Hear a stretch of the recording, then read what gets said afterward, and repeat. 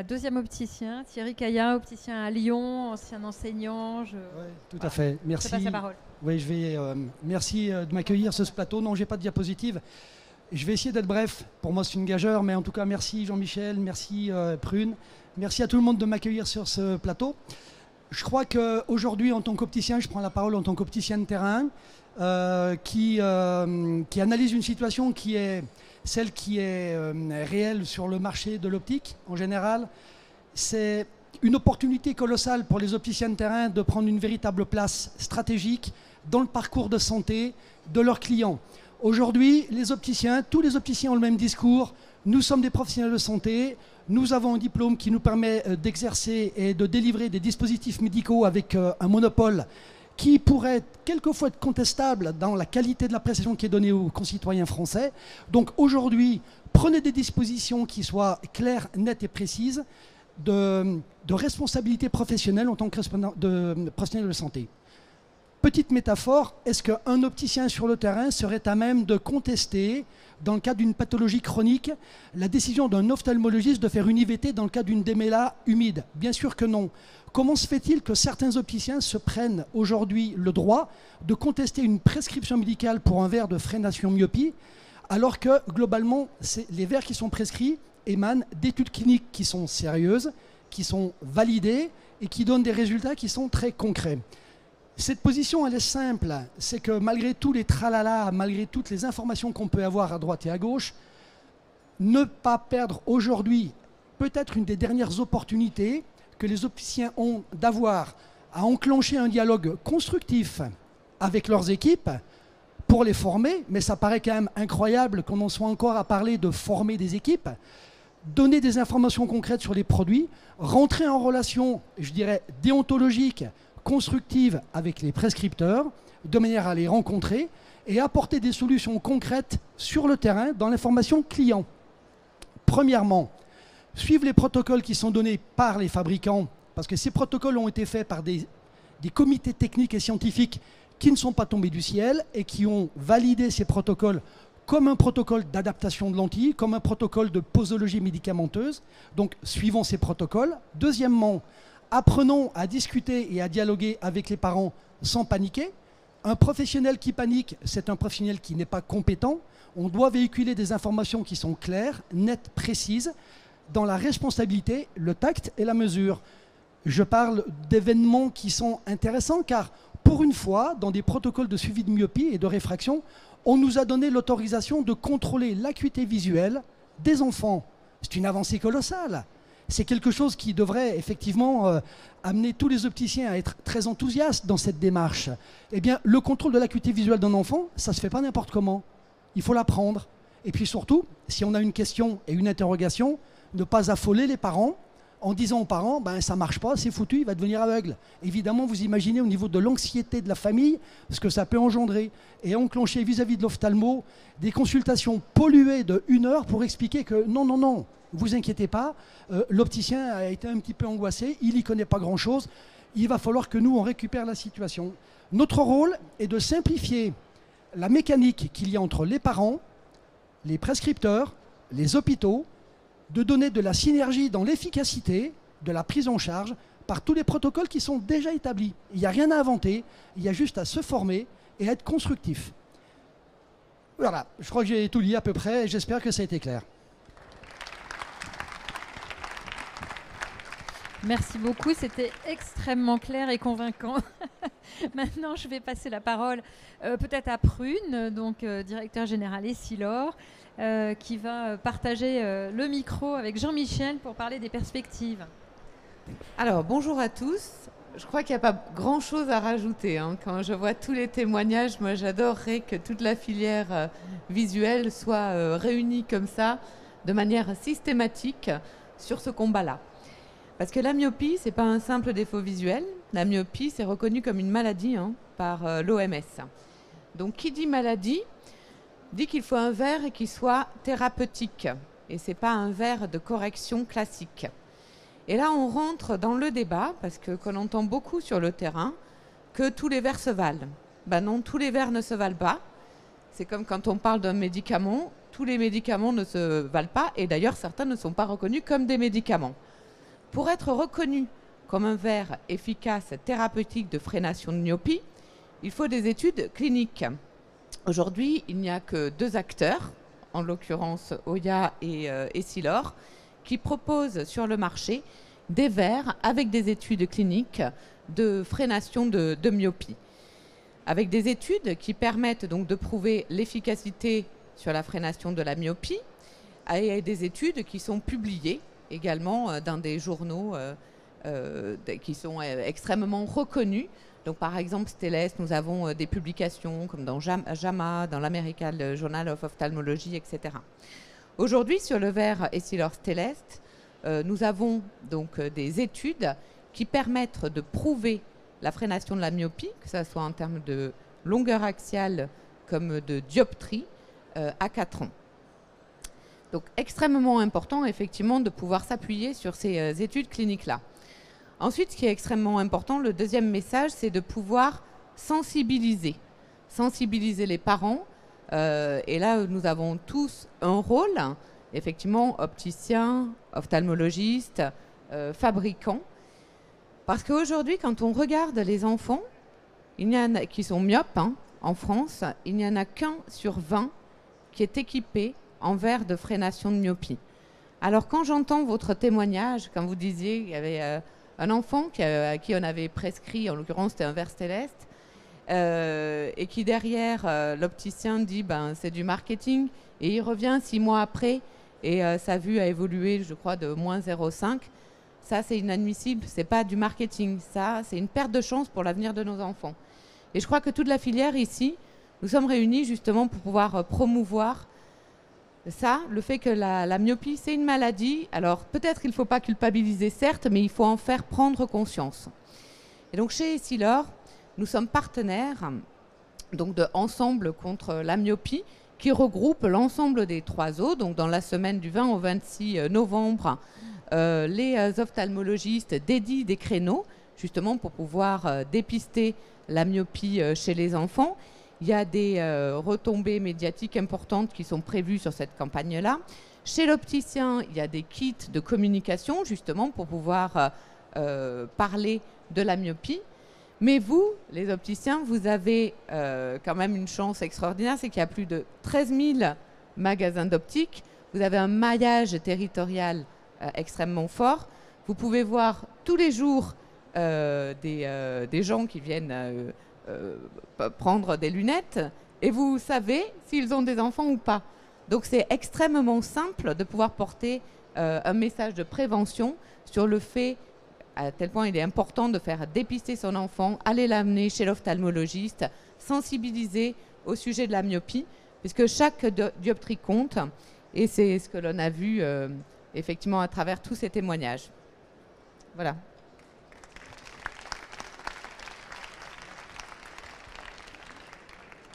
Merci beaucoup.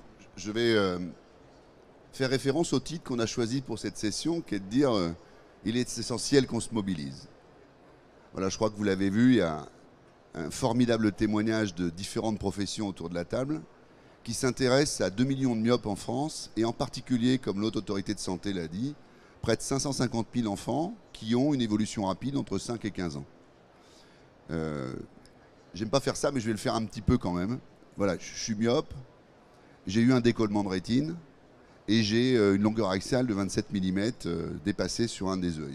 S'il y a quelques années, on avait pris cette indication, cette mesure, et on m'avait dit fais attention particulièrement, peut-être que je n'aurais pas eu ce décollement de rétine.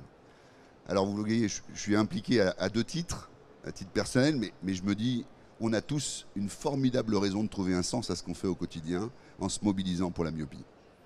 Donc ça, c'est mon introduction. Ce que je veux dire, c'est qu'aujourd'hui, en plus, comme l'ont expliqué les médecins, on a une capacité d'être stratégique avec différents outils. Donc on est en plus, avec cette évolution technologique, on va fêter les 3 ans de MyoSmart cette année, donc on a mis sur le marché une solution nouvelle. On peut la coupler avec la tropine en termes de stratégie, on peut bloquer des situations. Moi, je suis toujours choqué quand je vais à l'hôpital, parfois à Necker, et que je vois des enfants qui arrivent à 6 ans avec déjà des dioptries énormes. Je me dis, mais voilà, on est formidablement maintenant en train de toucher du doigt quelques solutions pour interrompre, pour bloquer, pour intercepter une vie d'adulte qui sera totalement différente. Alors tu l'as évoqué, Là, on parle de perte de chance. Nous, professionnels de santé, alors on ne l'est pas nous directement, à travers vous, on est là pour mobiliser, parce qu'on a une formidable vocation devant nous, c'est de traiter ce sujet-là, se mobiliser, d'accompagner les enfants qui deviendront adultes et leur donner une meilleure vision. C'est quand même ce qu'on essaie de faire au quotidien. Donc je suis ravi de ce plateau, de ce témoignage. Je vous remercie beaucoup les uns les autres d'être mobilisés, parce que c'est ce qu'on vit au quotidien avec des témoignages qui parfois sont poignants. Et puis je vais revenir sur le point très impliquant qu'a souligné Prune et tout à l'heure Aurore aussi. Non, c'est vrai qu'on ne peut pas considérer que tous les produits se valent. Un industriel, quand il lance un produit comme ça, il démarre une étude clinique. Il démarre un groupe porteur de verres unifocaux, un groupe porteur de sa solution, et des fois il se trompe. Des fois il n'y arrive pas technologiquement. Donc il a des mauvais résultats et il recommence. Et il réinvestit en R&D pendant des années pour arriver à une publication médicale. Et la chance qu'on a avec ces verres, c'est qu'aujourd'hui on est capable de prouver deux choses. L'efficience par rapport à un groupe porteur de verres unifocaux. Et deuxième chose, c'est qu'après 6 ans de recul d'études, c'est ce que nous avons aujourd'hui chez Oya, on est capable de dire qu'il n'y a pas d'effet rebond. Que quand les enfants arrêtent, ils retrouvent une courbe d'évolution de leur longueur axiale qui est similaire à celle de la métrope. Donc on est quand même dans des situations où on n'est pas parfait. Comme le disait Aurore, on ne stoppe pas. Même si on a des cas qui sont assez impressionnants, parfois on ne stoppe pas en généralité, on réduit l'impact, on va freiner, on va garder des couloirs où ils ne seront pas exposés à une myopie lourde ou risquée, avec des facteurs de comorbidité très élevés. Et donc on a une chance extraordinaire, c'est d'avoir plusieurs armes en termes de stratégie pour intercepter cette myopie galopante. Voilà, donc merci beaucoup d'être venu écouter la participation de l'ensemble de ces acteurs. Et puis au quotidien, mobilisons-nous. Merci.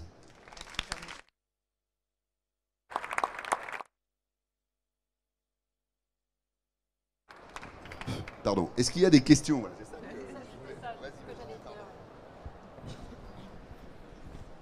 Oui, si vous avez des questions, on a encore 10 minutes devant nous, donc n'hésitez pas, c'est le premier qui prend le plus de risques.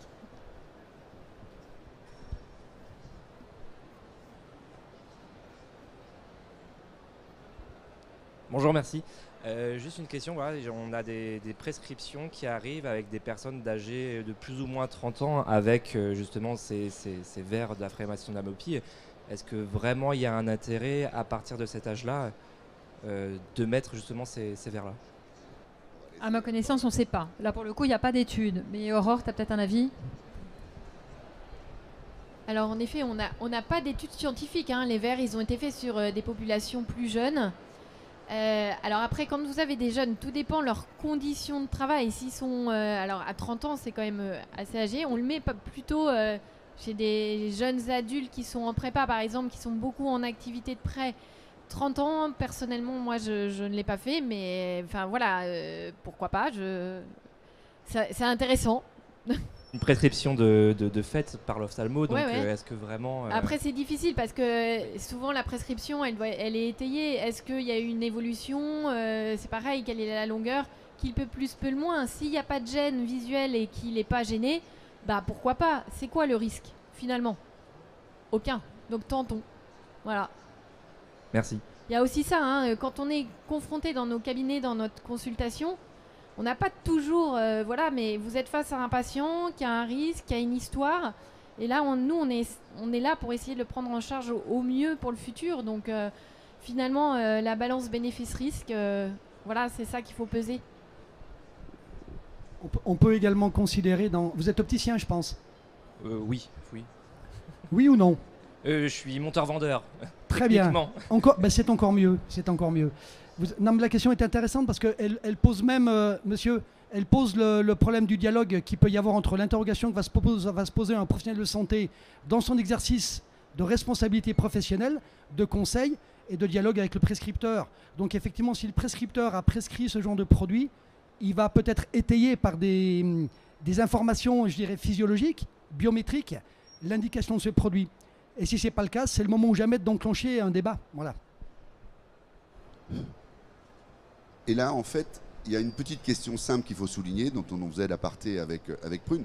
C'est que vous avez raison de vous poser la question, mais il y a un ordre des choses quand même. C'est que ce qu'Aurore vous dit gentiment, c'est que à grande échelle, des publications médicales ont prouvé un certain nombre de choses. Et puis la science continue de travailler pour dire est-ce qu'il y aura d'autres cas qui vont arriver, des populations de 30 ans. En attendant, la responsabilité est au médecin de prescrire. Et c'est sans doute sur cet diagnostic qu'il a été cherché cette solution-là, on va dire très clairement, pour une population qui est mineure dans la cible dont on discute, puisqu'on voit bien que c'est plutôt entre 5 et 17 ans qu'il va y avoir l'évolution la plus rapide des myopes concernés.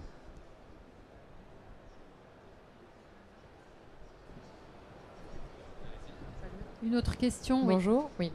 Bonjour. Donc du coup, si je comprends bien, vous prescrivez les verres donc en gros à partir de 5-6 ans. Et vous pensez, parce que c'est avec le recul qu'on le saura, mais le prescrire jusqu'à 17-18 ans en gros, quoi. C'est-à-dire qu'au-delà, vous n'auriez plus possiblement de prescription sur des verres à freination de myopie.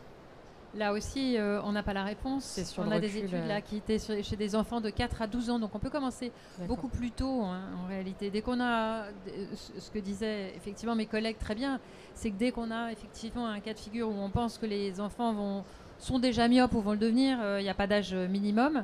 Et après, c'est la suite qui va nous le dire en fait.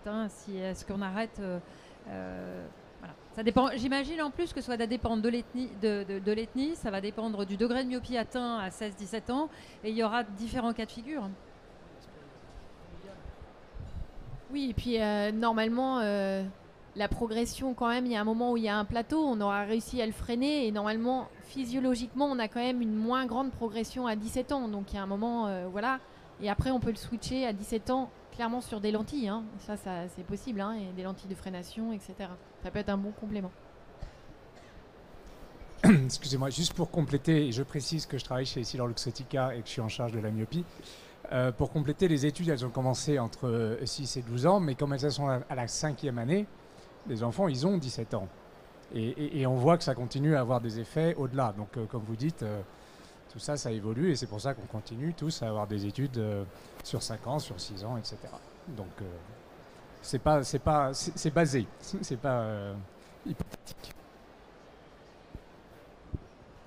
Moi, j'avais une question plutôt par rapport aux lentilles de contact et au niveau des différences d'efficacité donc des systèmes optiques. Donc, on a dit que pour MioSmart et pour Stellest, on a des études. Je sais que pour MySight, on en a aussi. DRL a montré aussi, on a des études indépendantes qui sont sorties. Par contre, pour tout ce qui est lentilles de contact mensuelles toriques, j'ai vu que vous utilisez la Milo. Personnellement, moi, j'ai pas trouvé encore. Justement, ma question, c'est est-ce que vous connaissez des lentilles de contact mensuelles toriques qui freinent la myopie et qui ont des études prouvées? Alors, pour l'instant, il n'y a pas d'études. Voilà, la Milo torique, elle est sortie en mai, là. Ce qui est noté, c'est que les valeurs de freination, c'est entre 30%, mais pour l'instant, les seuls qui ont vraiment des grosses études, c'est l'orthokératologie et la MySight, qui a une étude de recul de 7 ans. Tout ce qui est trimestriel, mensuel, tout ça, c'est plus... voilà.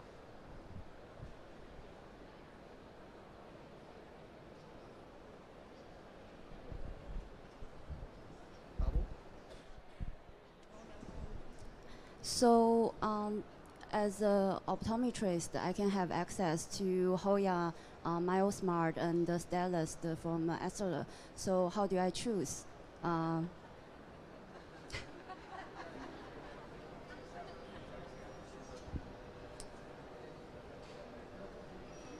Alors, je vais prendre la parole parce que c'est justement ce qu'on n'attend pas. Et on va laisser tout de suite les médecins répondre.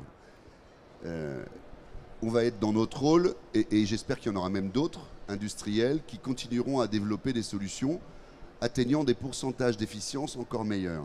Mais au bout du bout, en tout cas en France, l'organisation du soin est laissée à la responsabilité du prescripteur. C'est donc le médecin qui, dans un premier temps, en France, va décider quel dispositif il va choisir compte tenu du diagnostic. C'est vrai que pour les pays anglo-saxons, on est là dans un autre schéma, puisque l'optométriste a à la fois le droit de prescrire et à la fois le droit de distribuer son verre.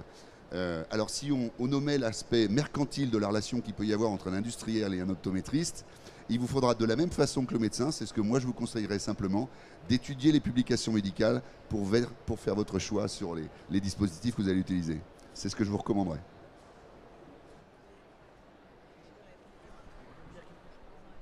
C'est vrai que c'est pas organisé de la même façon. It's okay for the answer? Okay, it's good. Attendez,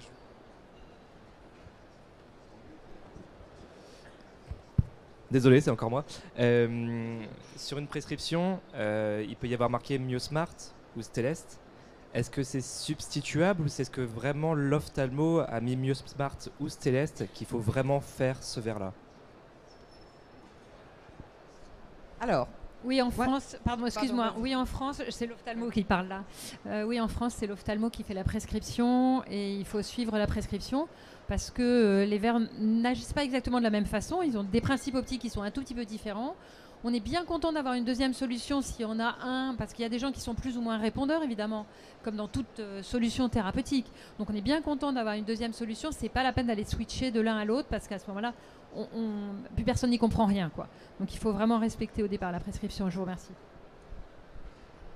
Et je voudrais juste rajouter quelque chose. Parfois, on dit qu'un verre ne fonctionne pas. Et vous avez un rôle primordial. C'est qu'on voit des enfants qui arrivent avec des lunettes qui sont sur le bout du nez.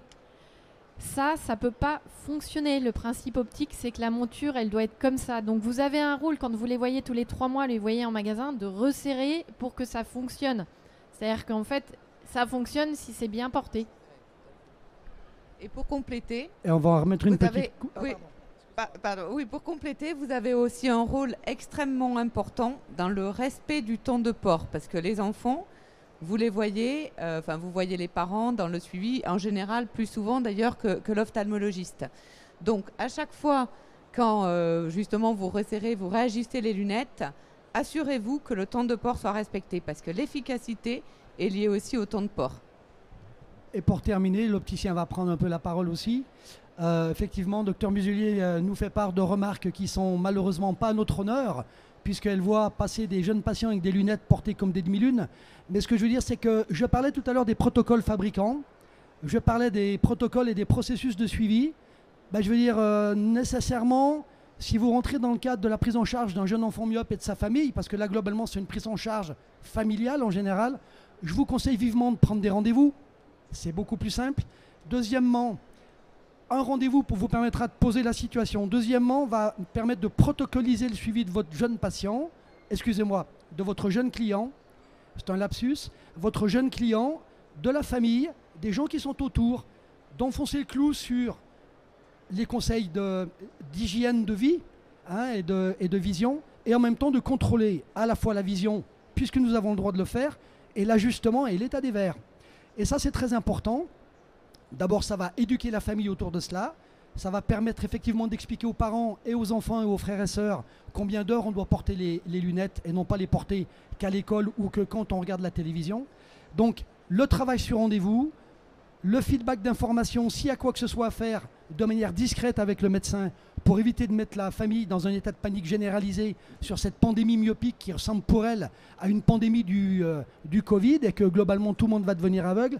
Soyons soft, soyons cool, mais surtout soyons responsables de ce que nous faisons et échangeons de manière, je dirais, cohérente et surtout de manière RGPD. Ne l'oubliez pas parce que vous communiquez des données de santé. Voilà, c'est le petit bémol sur lequel il faut bien insister. Et ancrer votre position de professionnel de santé dans le parcours de soins et de santé visuelle d'un jeune patient. C'est ce qu'on vous demande, juste ça. Oui, juste un mot pour enrichir le débat, la conversation qui vient de se faire. On vient de parler de l'ajustage qui est effectivement essentiel et on voit de manière dramatique à quel point les montures peuvent être mal ajustées chez un enfant et parfois hélas aussi chez l'adulte. Mais il y a l'étape juste avant qui est le choix de la monture. On ne rappelle pas assez que le choix de la monture d'un enfant, ce n'est pas le modèle réduit de l'adulte. Merci beaucoup. Merci d'avoir été là, merci d'avoir participé. On va pouvoir discuter en aparté après, autant que vous voulez, mais je pense qu'on va rendre l'antenne. Merci.